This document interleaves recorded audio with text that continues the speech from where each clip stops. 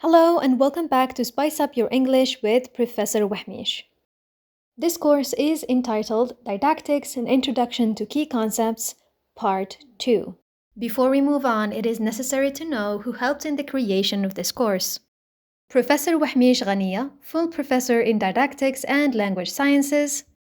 Amal Munnis, doctoral student in LCE Doctoral Training. Bora Saida, Secretary of Translang Journal. From University of Oran 2, Mohammed bin Ahmed.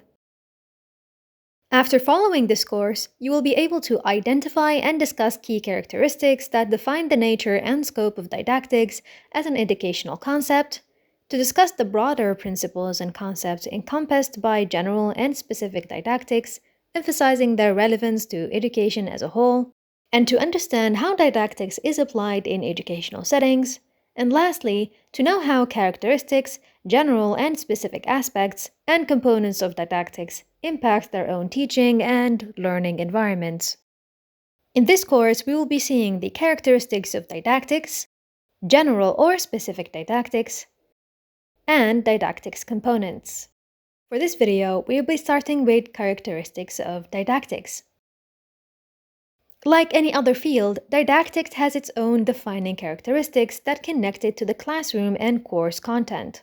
Some of these key features are: 1. Didactics heavily emphasizes the practical side of the teaching-learning process in all its complexity.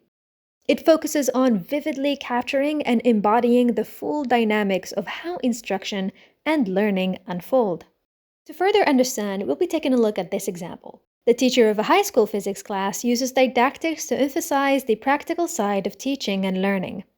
Rather than relying primarily on theoretical explanations of ideas such as Newton's law, the teacher organizes physical experiments in which students actively participate in hands-on activities. Students learn theoretical principles while simultaneously experiencing real-world applications of physics through practical demonstrations, simulations, and group projects. This method vividly captures the dynamic of instruction, transforming the learning process into one that is dynamic, interactive, and anchored in practical knowledge. Number 2. Didactics recognizes the intentionality and deliberateness inherent in effective schooling.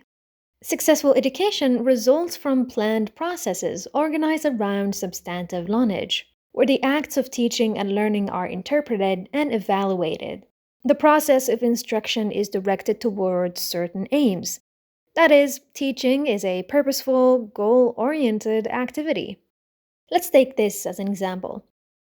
The teacher uses didactics in a middle school mathematics class to emphasize the intentionality and deliberateness of effective teaching.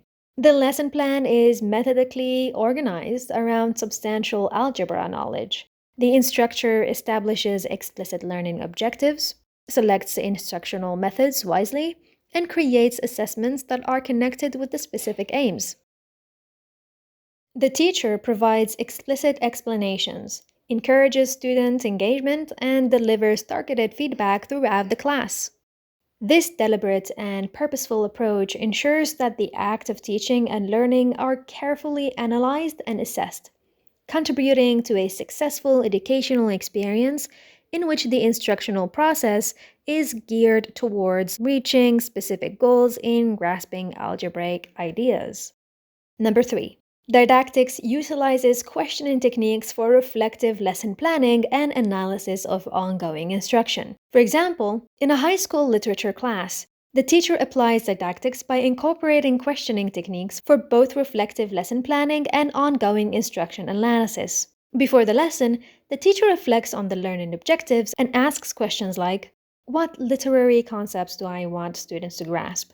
How can I frame questions to stimulate discussion and critical thinking? Are there opportunities to connect the text to students' personal experiences? During the lesson, the teacher uses targeted questions to assess comprehension, such as, can students articulate the main theme of the text? How do their responses indicate understanding or potential misconceptions? Are there patterns in their responses that inform adjustment to the lesson plan? And so on. Number 4. The didactical triangle represents didactic's simultaneous concern with subject matter, learners, and teachers, and how these three components interrelate within the instructional process. For example, the didactical triangle is visible in high school history class as the teacher arranges a lesson on World War II. The curriculum-compliant subject matter contains major events and historical context. The teacher recognizes students' varied learning styles and backgrounds, customizing the lesson to engage visual and auditory learners. There is a dynamic interrelationship between the subject content, learners, and the teacher as the teacher supports conversations and activities, enabling a thorough and student-centered educational process. So, in this video, we have seen the characteristics of didactics.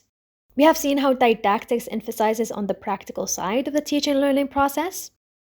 We also have seen how didactics recognizes the intentionality in effective schooling, how didactics utilizes questioning techniques, and how the didactical triangle is quite important, and the importance of didactical triangle. In our next video, we're going to see general and specific didactics, so make sure to subscribe if you haven't yet, to stay updated with our latest content. Thank you for watching!